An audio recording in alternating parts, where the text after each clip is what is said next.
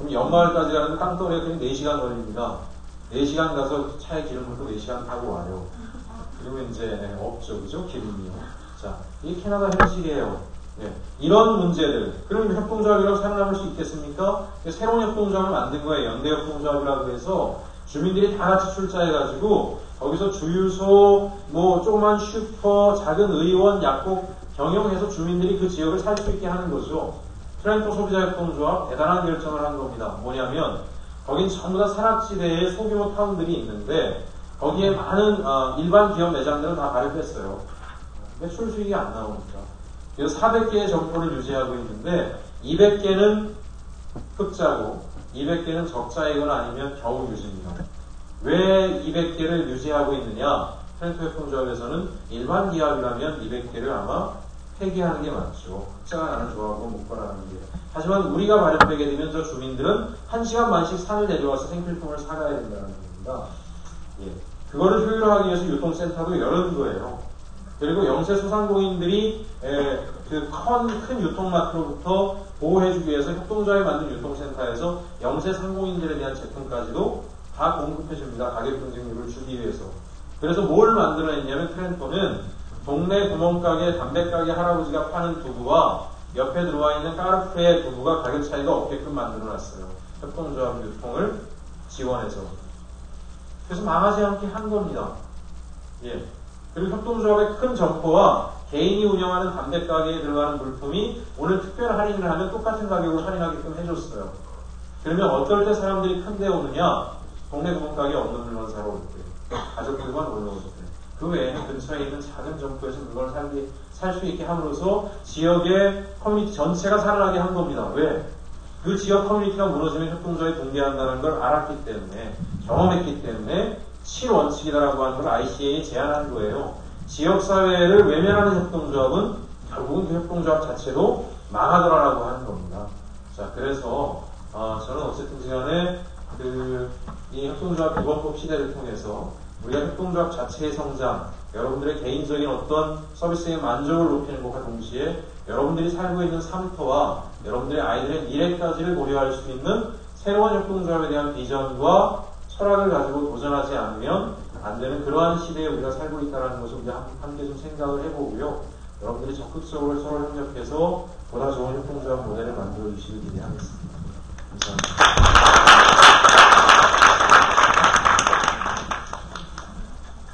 불 좀 켜주세요.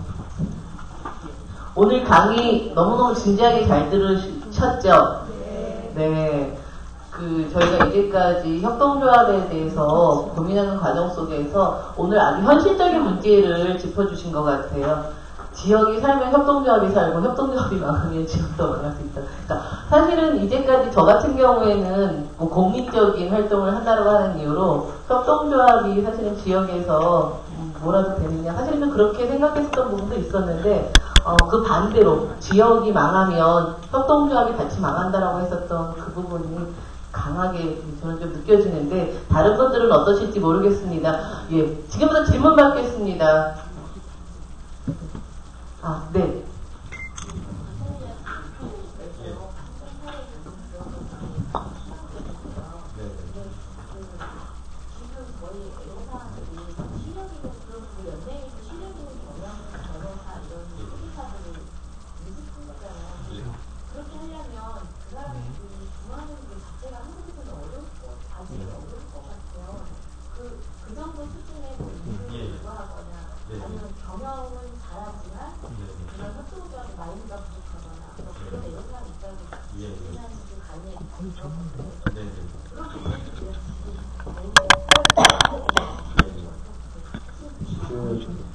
저는 협동조합 자체가 소홀한 측면이 없지 않다고 생각합니다. 무슨 얘기냐면 현재 있는 젊은 직원들도 얼마든지 잘 교육 프로그램을 통해서 서포트하면 훌륭한 경영자로 키울 수 있죠.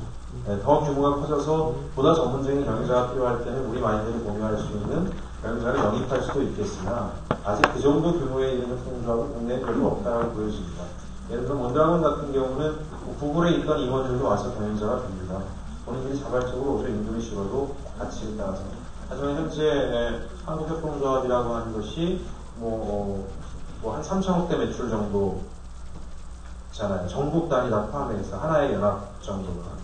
한살림이나 아이쿠비 한 3천억, 4천억대 정도 매출 규모 수준이고 그 지역 다 합친 거니까 그 정도라면 현재 직원들을 잘 교육해서 기본적으로 아주 협동조합에 적합한 양질의 경영자로 양성하는 가능하다고 보여지고요. 또 한 가지는 조합원 중에서 프로보노 형태로 변호사라든가 회계사의 도움을 받을 수 있는 길도 없지 않다.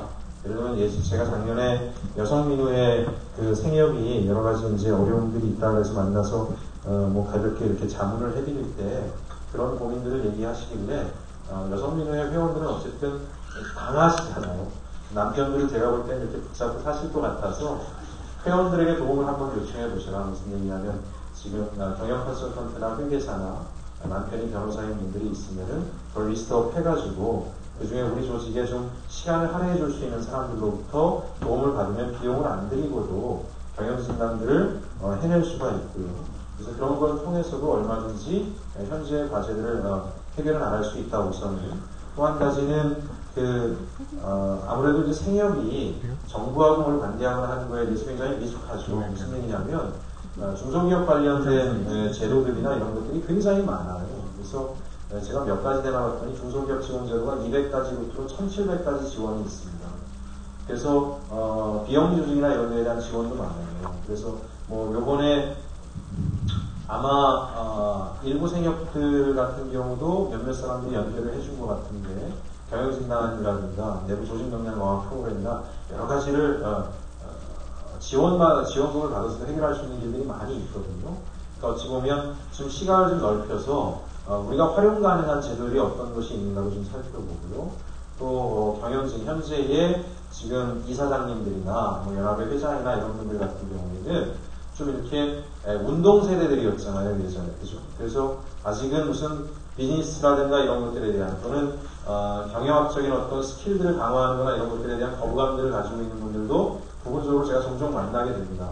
근데 그것은 물론 경영학이라고 하는 것이 영리기업에 잘 맞게 설계되어 있는 측면이 없지 않으나 또 특정의 영역에 있어서는 비영리 조직이 가지고 있는 장점들을 잘 활용한 측면들도 많아요. 저는 이런 관점이 좀 필요할 것 같습니다. 우리가 칼이라고 하는 것 자체가 부엌 칼이라고 하는 것이 엄마 손에 들려 있을 때는 얼마나 그게 효과적인 수단입니까? 맛있는 음식을 훌륭한 셰프가 칼을 다루면 굉장히 훌륭한 요리가 만들어지지만 강도 손에 들어가게 되면 다 흉악하게 되는 겁니다.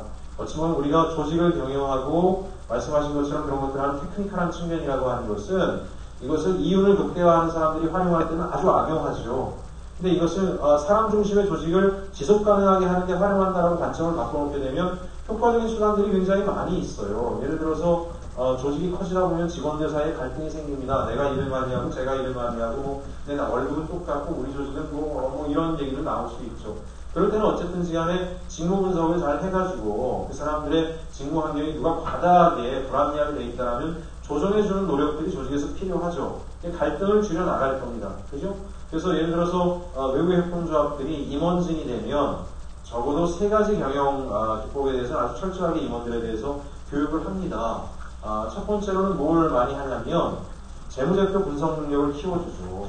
이사들이 조합의 실무진들이 재무현황표를 올리는 잘 몰라요. 대체적으로 잘 못 읽습니다. 그래가지고 이사진이 합리적인 판단들을 하겠습니까? 못하죠.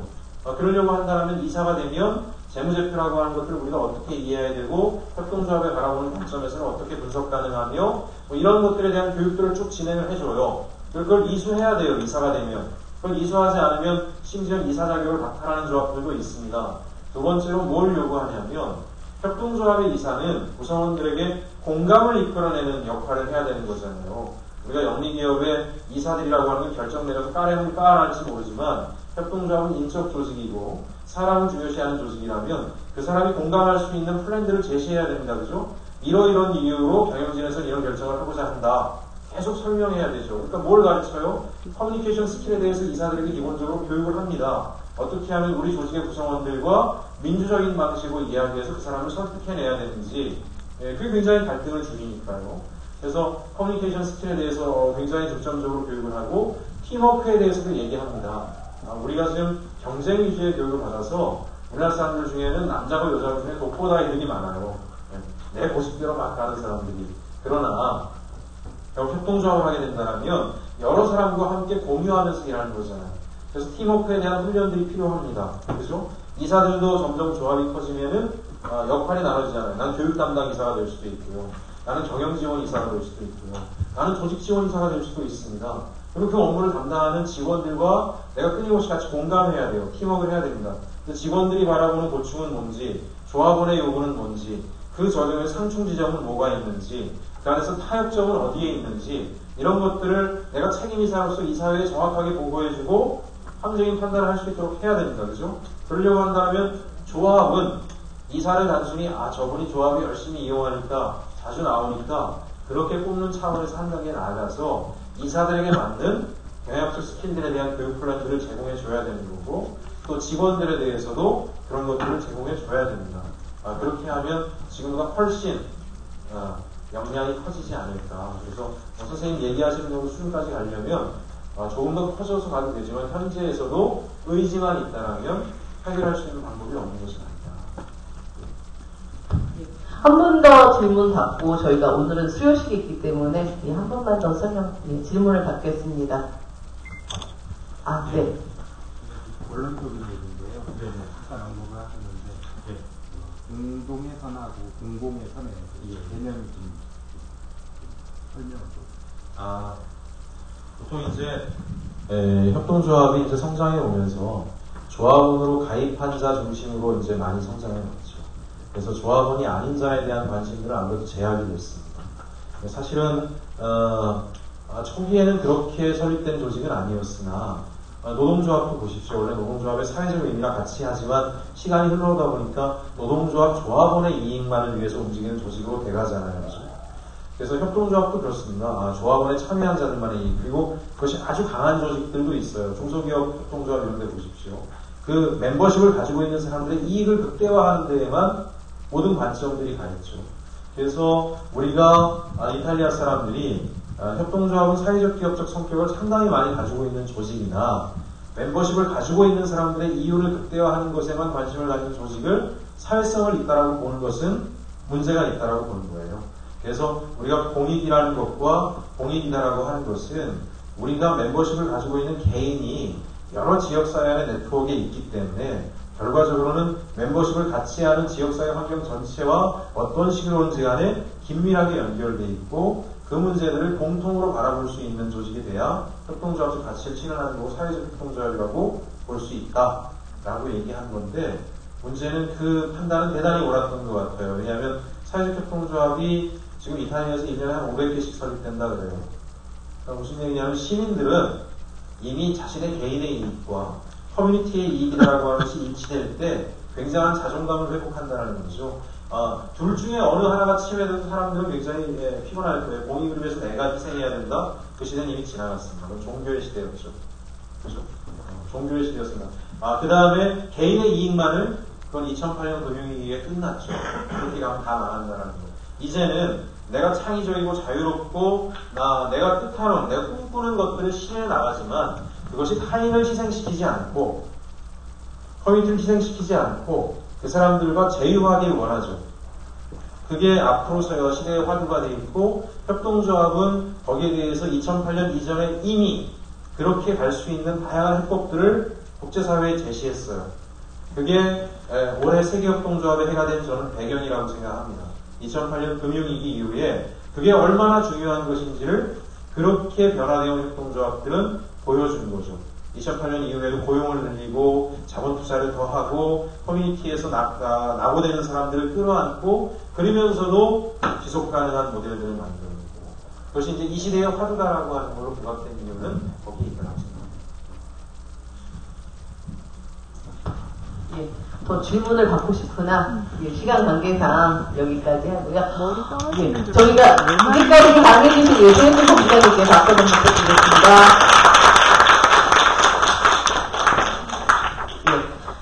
매량의 협동조합 강의를 통해서 저희가 이제 수원 지역에서 그 네트워크라고 하는 협동조합 간의 협동 원칙과 그 다음에 7원칙 지역사회에 대한 기여라고 하는 부분을 저희가 앞으로 과제를 가지고 저희가 이제 6월 29일, 30일, 예, 맞죠? 예, 저희가 이제 사회경제적 한마당이라고 하는 행사를 앞두고 있는데요. 아까 말씀하신 것처럼 지역사회가 모두 이제 커뮤니티를 이뤄서 그 한마당을 통해서 그날 이제 발산하는 그런 현장일 것 같습니다. 그래서 그날을 좀 이렇게 기다리면서 저희가 하나하나 좀 준비하면 될 것 같고, 이후에 저희가 수원 지역 사회에서 협동조합, 오늘 이 협동조합 학교에는 저희 이제 협동조합뿐만 아니라 많은 자활단체들도 이제 참여하고 계신데요. 이 자활단체들이 지역 네트워크를 통해서 앞으로 어떤 사회적 민주적 전망을 가지고 지역사회를 발전시킬 건가라고 하는 그런 과제를 가지고 앞으로 계속 이제 논의하고 또 다른 그 프로그램을 통해서 협력하는 것, 그것이 이제 저희 앞으로의 과제사항일 것 같습니다. 그래서 오늘 4강까지 열심히 참여해주신 여러분들께 감사드리고요. 저희가 이제 4강을 계속 이제 지나오면서 한 번도 그러니까 이제 빠지지 않고 참여하신 분들이 여러 분 계세요. 그래서 그분들께 감사하다는 의미로 수요장을 이제 좀 전달하는 그런 잠깐의 행사를 좀 가지려고 합니다. 그래서 그 사회는 우리 수원 의료센터, 새날 의료센터 이사장님께서 진행해 주시겠습니다.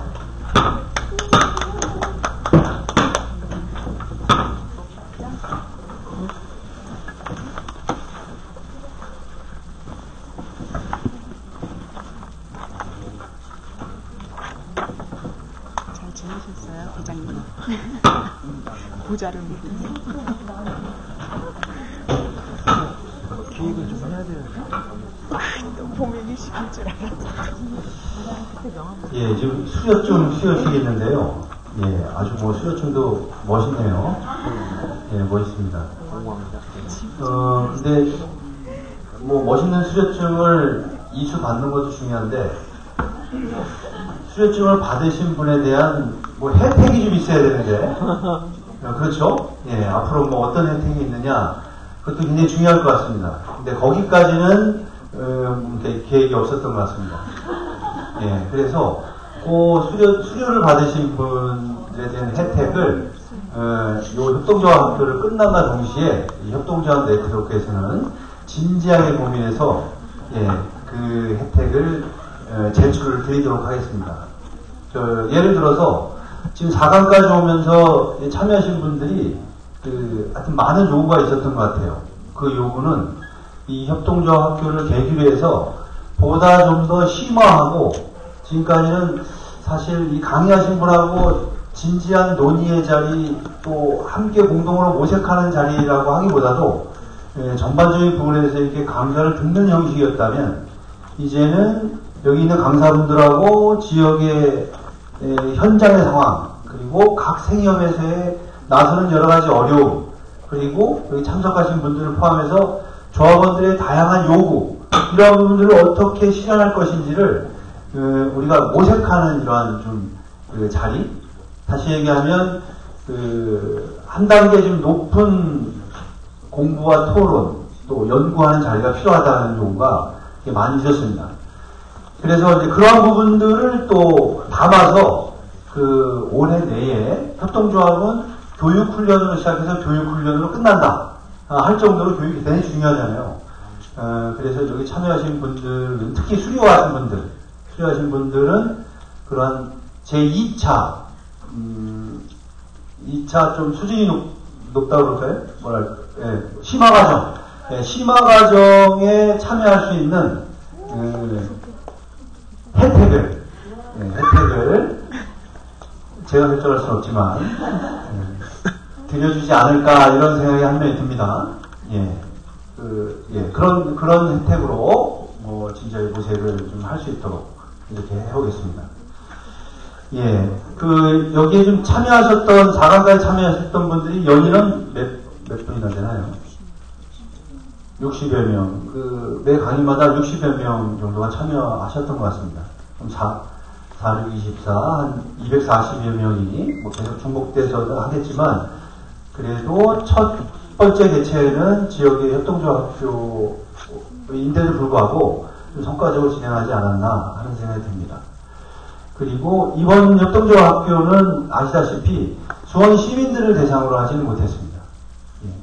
그리고 여기 계신 분들 협동조합에 관심이 있거나 협동조합 활동가이거나 임원이신 분이 있으신데 사실 내용 과정에서 자체 협동조합에서 교육했던 내용이 이게 중복되었던 과정도 없지 않았다는 생각이 듭니다. 그래서 뭐 초급 과정, 초, 중급 과정으로 이렇게 되었는데 향후는 이런 대상에 맞도록 더욱더 밀도 있는 이런 기획이 좀 필요하지 않을까 하는 생각이 듭니다. 예, 여하튼 이 네 번째 강의까지 충실하게 참여하셨던 개근조합원이죠. 가장 또 의미가 깊습니다. 수료증을 수여하도록 하겠습니다. 오늘 수료증 수여는 지금 여기 나와 있다시피 이 주간은 수원 협동조합 네트워크에서 주관을 했고 또 협동조합을 굉장히 존중하고 그리고 이걸 지원하고자 하는 조직인 수원시 사회적경제협의회에서 주최하였습니다.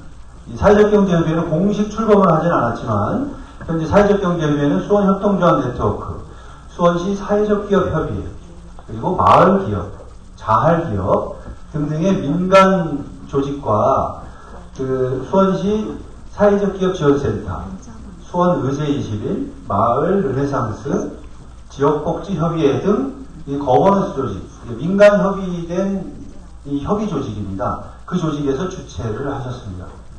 그래서 오늘 수료증을 우리 사회적경제협의회 공동대표를 맡고 계시는 사회적기업 짜루사랑의 김동남 대표님이 나오셔서 수료증의 반을 수료해 주시겠습니다. 그리고 또 반은 오늘도 공동주최자인데요. 조금은 좀 연관성이 어떨까라고 하실지 모르겠지만 수원시 자원봉사 단체 협의회와 수원시 자원봉사 센터가 있는데 이 두 조직이 이렇게 단위적으로 뭐랄까 이렇게 합쳐졌죠. 합쳐져서 수원시 자원봉사 센터로 되었습니다. 자원봉사 센터에서 공동 주최하였습니다.